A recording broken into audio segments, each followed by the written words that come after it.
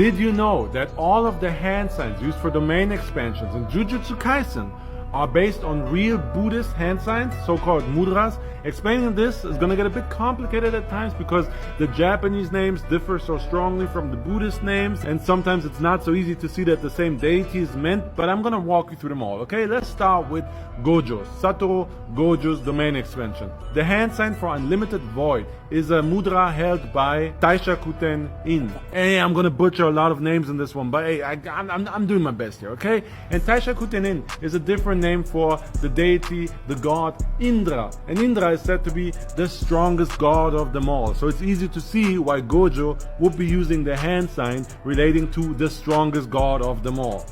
Ryomen Sukuna.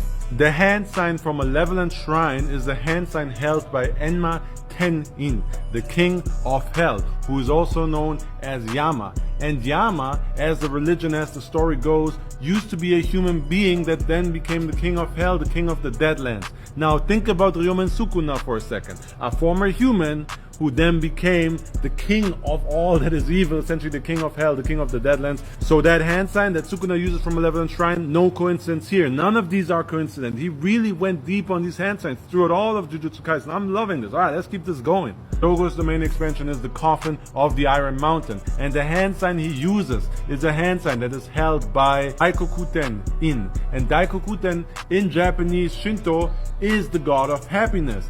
But in Buddhism, he is the former god of destruction, Shiva.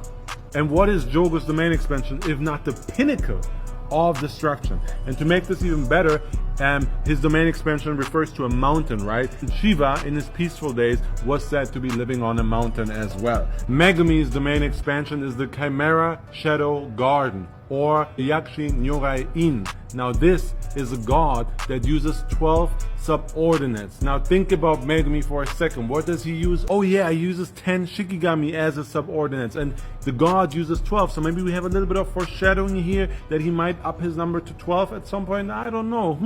Mahito's domain expansion is the self-embodiment of perfection, and it uses 2 hand signs. The first one is the Nyorai In. Very similar to Megumi, though Megumi uses the Yakshi Nyorai In. So there's a slight variation here. The one that Mahito uses is a hand sign that symbolizes one practicing to becoming a Buddha, practicing to reach enlightenment, and that's very much Mahito's goal, right? While the other hand sign that he uses is Kyujaku Myo In, which refers to a god who eats the klesha of humans, and the klesha is a Buddhist term for all the negative emotions like jealousy, anxiety, depression. The god eats this, that's his nourishment, to eat those negative emotions, and Mahito can touch a human soul, right? And he very much thrives on negative emotions. So there's a connection here, and again, both of these hand signs, no coincidences here, folks. And I hope you enjoyed this one, and if you did, then please do hit the subscribe, because I do these mythological, historical backgrounds for anime every single day. So if you do subscribe,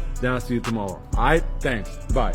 Major kudos to Kyle Scouter. When I had the idea for this video, because I knew the hand signs are based on real mudras, and I was like, okay, I'm going to do a video on this, I started Googling around, and Kyle Scouter already had compiled a list of all these hand signs and the mudras and the deities they reflect and refer to. So huge thank you. I relied on this list of yours, and shout out, okay? Thanks.